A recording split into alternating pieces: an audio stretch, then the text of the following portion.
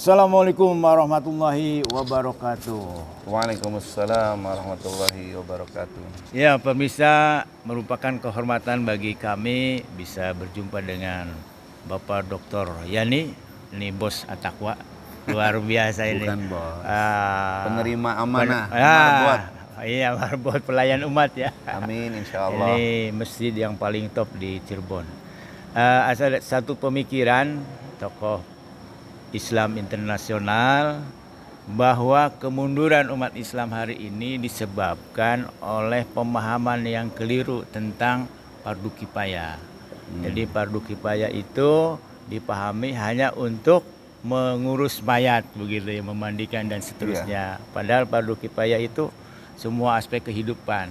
Kita harus ada orang yang top tentang ekonomi, yang top tentang politik dan seterusnya begitu. Ini menurut Akang bagaimana nih? Baik, saya sepakat terhadap apa sebuah tesis pemikiran kalau memang ada yang memiliki pemahaman fardu kifayah secara sempit. Betul. Bahwa fardu kifayah dimaknai sesuai dengan kasus yang umum terjadi, yaitu amaliyah masyarakat kaitan dengan mengurus jenazah. Makanya disebut oleh mereka ada kegiatan kifayah, itu persepsi masyarakat awam langsung mengurus mayat. Nah, padahal kalau kita kaji fardu kifayah itu adalah memang secara umum tidak berarti dipersempit dengan hanya mengurus jenazah. Kalau dari definisi adalah tentu setelah sesuatu yang doruri, yang fardu maka berikutnya fardu itu dibagi dua kan. Ada fardu ain, ini tugas substansi setiap individu. Kemudian ada yang tugas kewajiban sebagai muslim kita khususnya secara kolektif. Nah, kewajiban kolektif ini akan gugur ketika sudah ada sebagian kelompok lain mengkaper. Nah, artinya ketika umat hari ini mundur disebabkan oleh lemahnya bidang sains dan teknologi, ya berarti jangan saling tunggu ini. Nah, ada fardu kifayah yang diabaikan. Nah itu. Jadi saya tidak sepaham bahwa kalau fardu kifayah hanya dimaknai sesempit itu. Gitu. Nah ini, jadi bagaimana itu membangkitkan semangat umat Islam untuk membangun kembali peradaban. Konon ada satu dokumen bahwa peradaban keilmuan Islam itu mundur setelah Universitas Baghdad itu dipimpin oleh Al-Ghazali, Imam Al-Ghazali. Jadi tadinya cuma 3 jurusan tuh, filsafat, kemudian kedokteran sama astronomi. Nah, ketika Imam Al-Ghazali jadi rektor, semua dihapus itu jurusannya. Jadi ilmu-ilmu keagamaan. Dari situlah titik tolak umat Islam runtuh dari peradaban keilmuan. Bagaimana? Ya. Sebenarnya ada satu pernyataan juga yang disampaikan kalau terkait dengan masa depan dan kemajuan bahkan faktor kemunduran. Dengan pertanyaan yang terkenal, limadza ta'akharal muslimun wa taqaddama ghairuhum. Kenapa umat Islam ini mundur? Kemudian sahabat kita yang lain itu maju. Nah, Muhammad Nukib Arsalan Maka jawabannya al-Islamu mahjubun bil muslimin. Jadi umat Islam ini terhijab, memiliki pemikiran yang jumud sehingga tidak kemudian tumbuh kembang dalam banyak aspek. Itu bukan karena persoalan doktrin Islamnya sebagai sebuah ajaran yang luhur, yang mulia dan memuliakan, tapi lebih kepada faktor umatnya, sebagian personel umatnya. Nah, karena itu jangan sampai kita juga salah memahami bahwa Islam yang berkemajuan, Islam yang berperadaban itu sudah kita pernah alami. Masa the golden age of Islam, setidaknya 7 abad kan. Nah, karena itu tentu tidak bisa direduksi oleh sebuah pemahaman Ya. atau kasus per kasus, Ya. sehingga kita harus melihatnya secara komprehensif Ya. dengan kajian yang holistis, sistemik. Ya. Pada posisi apa umat Ya. Islam kalau dikatakan sekarang mundur? Betul. Kalau kemudian ada bahasa sahabat kita Pak Noto, korupsi pemahaman. Yang kemarin disampaikan itu. Nah, bahasa itu silahkan. Ya, ya, ya. Tetapi kita punya padanannya, Ya. ya. Bisa lemah pemahaman, Ya. bisa lemah interpretasi, Betul. atau kesalahpahaman. Ya. Nah, karena itu Ya. perspektif yang kita bangun harus Ya. lebih komprehensif. Ya. Bahwa apa sih pilar-pilar yang menjadikan Islam ini berkemajuan? Ya. Kita kan punya dimensi Islam. Ya. Nah, dimensi yang paling umum Arkanuddin, sisi keimanan, akidah, syariah, di dalamnya ada ibadah, Ya. ada muamalah, dan kemudian adalah akhlak. Ya. Nah, persoalan sekarang terjadi dekadensi moral, kita tidak bisa kemudian dekadensi moral ini Ya. disebabkan karena semata-mata akhlak yang terjadi di lapisan luar. Ya. Tetapi kalau dilihat secara substansi, bahwa ketika orang mengalami persoalan akhlak itu buah kombinasi antara bagaimana antara ideologi keislaman yang diyakini kuat menghujam ke dalam pribadi seseorang muslim, Ya. Ya. kemudian diimplementasikan keyakinan yang kuat itu sebagai pondasi dalam sebuah bangunan syariat. Betul. Nah, sehingga di sana akan melahirkan peradaban, Ya. akhlak mulia dan Ya. sejenisnya. Nah, karena itu kalau tadi disebutkan salah satu faktor Ya. berubahnya jurusan dalam satu universitas oleh Hujatul Islam Ya. Al-Ghazali, mungkin bagi saya ini belum sepaham ya, Ya. Ya. karena banyak perspektif yang menjadi kajian tentang kenapa umat ini mundur. Ya. Nah, terutama di abad pertengahan sampai abad 18. Ya. Nah, kemudian berusaha bangkit kembali. Ya. Jadi ini lebih kepada tadi kalau reduksi pemahaman atau korupsi pemahaman, ya ketidakberdayaan umat ini Ya. salah satunya adalah tadi pemahaman juga yang sempit terhadap makna bahwa ijtihad sudah tertutup. Ya. Nah, ijtihad ini kan banyak modelnya. Betul. Tidak berarti ijtihad yang kita lakukan kemudian mengubah tatanan Islam dengan mendekonstruksi, Ya. ya, mendekonstruksi tatanan yang sudah mapan, Ya. tapi bisa dengan rekonstruksi. Ya. Nah, kita tinggal memperbaiki tatanan yang belum baik. Betul. Maka makalah yang disampaikan bahwa al-muhafadatu ala qadim sholih wal akhdu bil jadidil aslah itu masih relevan. Ya. Bahwa kita tetap menjaga warisan, melestarikan peradaban yang sudah bagus. Betul. Dan mari kita rekonstruksi ya, Ya. tatanan yang rusak. Ya. Dan rusaknya disebabkan apa dan pada aspek mana. Ya. Nah, rekonstruksi ini tentu dengan banyak pilihan, dan yang paling kentara memang umat ini belum bisa membangun visi bersama Ya. Ya. dalam konteks Ya. Islam yang berkemajuan dan berkeadaban. Ya. Nah, ini sekarang konteksnya apa nih, Kang? Saya melihat luar biasa ini kegiatannya. Barangkali ada perspektif ke depan itu bagaimana? Minimal misalnya fokus pada IBA, nah, income sama baca Quran. Oh. Atau misalnya ASI ya. ASI itu merujuk pada Fatir ayat 29. ASI itu Al-Quran selalu dibaca, sholat selalu didirikan, infak selalu ditunaikan. Gitu. Ya. Dalam artian barangkali belum apa sudah ini lebih bagus lagi itu. Misalnya ada jamaah tetap itu.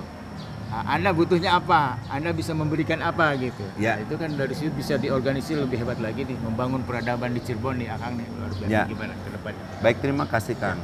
Jadi saya berusaha menjadikan At-Taqwa ini Ya. untuk menjadi center Center. of Islamic Civilization, Yes. ya, peradaban Islam, Ya. ya khususnya minimal di kota Cirebon. Kota Ya Cirebon, syukur kalau oh. kemudian Jawa Barat Ya. bahkan nasional. Secara ikhtiar Ya. berbagai aspek kemasjidan baik idaroh, imaroh, riayah Ya. sudah saya drive dengan baik, berusaha dikembangkan secara seimbang. Ya. Bagaimana ayat-ayat langit itu Ya. membumi, Membumi. bagaimana tradisi-tradisi ritual di masjid Betul. membumi dalam praksis sosial. Ya.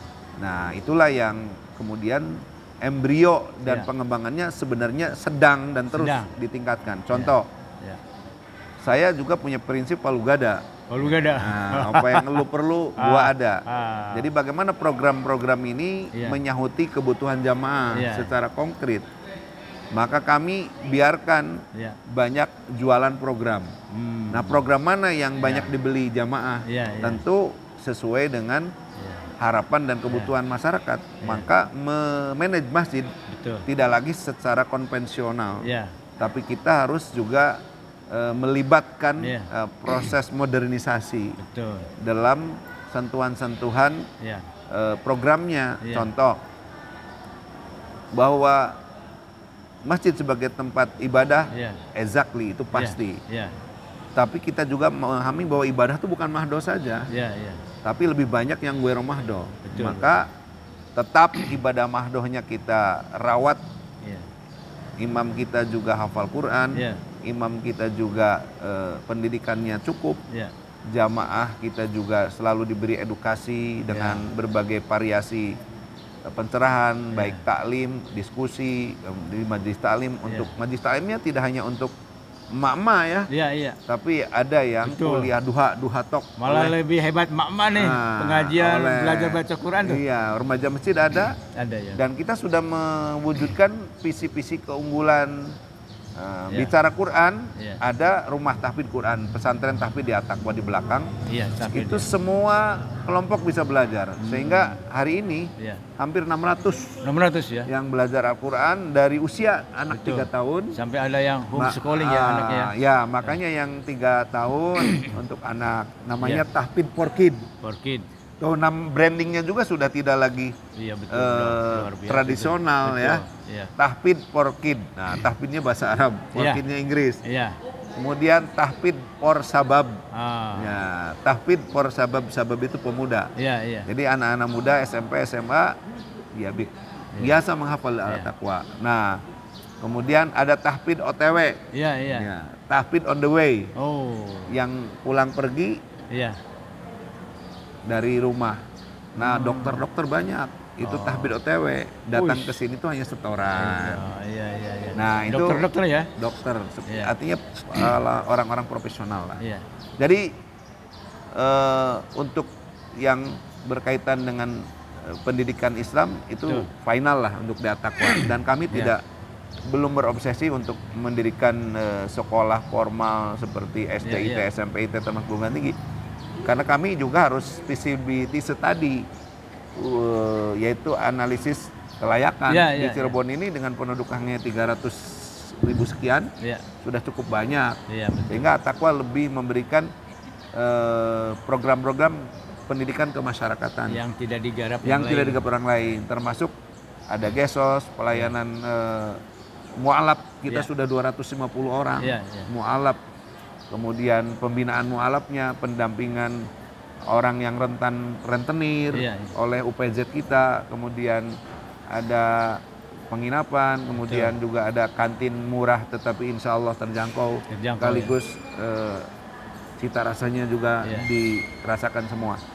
Singkatnya, apa yang menjadi kebutuhan jamaah ya kita penuhi. Itu. Ini punten Kang, untuk acara kuliah subuh nih, kita kan kalau satu arah ya, itu bisa mendengarkan dari YouTube gitu. Itu gimana kalau seperti Akang tadi sudah memberikan kesempatan nih tanya jawab, tapi audien tidak respon. Bagaimana kalau tidak ada yang bertanya atau menyampaikan pendapat, narasumber yang membuat pertanyaan kepada audien. Siap. Jadi, maksudnya tuh di sini hidup gitu loh. Betul. Kalau hanya mendengarkan ceramah kan di rumah juga dengan YouTube kan bisa begitu. Sekarang sudah banyak media baik ini. Itu masukan Kang yang insya Allah. Iya, kalau audiennya menang baik ya kita sebagai narasumbernya harus bikin pertanyaan. Betul, siap. Kemudian yang terakhir, mohon maaf nih Pak Dokter. barangkali bisa diakomodir orang yang senangnya pakai kipas, orang yang senangnya pakai AC gitu. Tanpa harus bertabrakan dengan syariat bagaimana kita sholat berjamaah gitu. Karena kan memberikan kenyamanan kepada jamaah juga luar biasa gitu. Meskipun memang mungkin jamaah itu ada dua versi lah. Satu senangnya kipas, yang satu senangnya AC gitu. Ya. Gimana itu? Baik, makasih. Ini Ya. juga masukan yang sangat konstruktif ya. Iya. Jadi kita memahami Cirebon ini memang daerah yang Iya. cukup Panas. panas ya. Bahkan bukan cukup lagi panas lah. Iya. Pernah hampir 40 derajat ya. Mohon.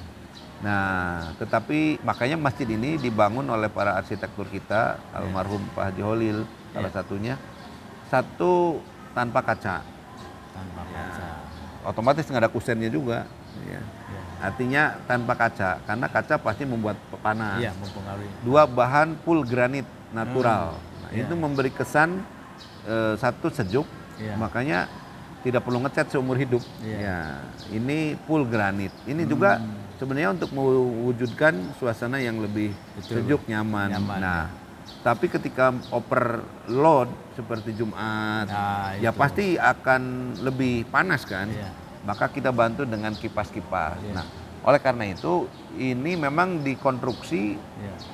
bukan untuk pakai AC, Ya. nah, tetapi dengan perubahan iklim yang begitu Oh, panas dan iya. masukan-masukan termasuk Akang, Betul. sempat kami berpikir dan berdiskusi Ya. kalau kemudian dipasang AC, Betul. ya seperti apa? Berarti kan harus ada yang ditutup bagian-bagiannya karena tidak akan fokus nanti angin dari AC-nya. Betul. Dan otomatis Misalnya mubadir. ini ruangan depan nih bisa pakai AC di sini Ya, gitu. Kan otomatis ini full ke atas, bisa. Ya. semua harus tertutup. ditutup. Mohon. Ya, nah, yang ideal mungkin pakai misalkan jendela yang Transparan. buka tutup, yang Jendela tutup. knockdown. Knockdown, Kapan iya. AC dinyalakan ya Oh, ditutup. iya. Karena kalau kemudian full AC juga tidak efisien. Ya. Nah, paling besar kan kalau Betul, AC betul. pengeluaran listriknya. Jadi kita Iya. memikirkan juga dari sisi aspek pemeliharaan. Iya. Tetapi demi pelayanan jamaah, why not? Iya. Mengapa iya. tidak? Jadi kami sedang memikirkan, memang ada sebagian Ya. yang Saya mendengar juga dimungkinkan. nih Kang, ini jamaah tuh, pengen AC ya nyaman gitu. Ya, Ya. sempat berpikir ini di blok ini ruang utama Betul. dengan teknologi bagaimana supaya Ya. buka tutup. Betul lah, nanti kita mengikuti lah ya. Insya Allah. Tapi prinsipnya itu. Prinsipnya kita Kenyamanan. tidak pernah menolak masukan-masukan yang Ya. konstruktif Ya. untuk meningkatkan kenyamanan jamaah. Betul. Ya, terima kasih Kang, barangkali ada kegiatan lain. Siap, makasih. Ya. Sehat-sehat. Ya, Semoga diberkahi dan dakwah kita melalui media. Ya, ini sudah ditonton oleh 66 negara YouTube saya itu. Alhamdulillah. 66 negara. Mohon, karena kan di setiap negara ada subtitle itu Kang. Ada, kita nggak mau buat, ada buktinya. Jadi di setiap negara itu ada subtitle menerjemahkan sesuai dengan bahasa di negara yang bersangkutan. Paling tinggi Indonesia, paling bawah itu 66 itu Republik Siberia. Ranking 2-nya Irak, ranking 3-nya Malaysia penonton. Baik. Baik. Fantasi Rupil hari itu tidak harus secara fisik. Oh iya, hari ini. Ya, terima kasih banyak nih. Baik, terima kasih. Semoga berkah. Amin ya rabbal alamin. Waalaikumsalam. Ya. Wassalamualaikum warahmatullahi wabarakatuh. Sampai jumpa kembali. Iya. Terima kasih banyak nih, saya sudah lama ini ketemu, pengen sama Akang nih. Ada acara tak? Akan tak? Remaja masjid nikah. Oh.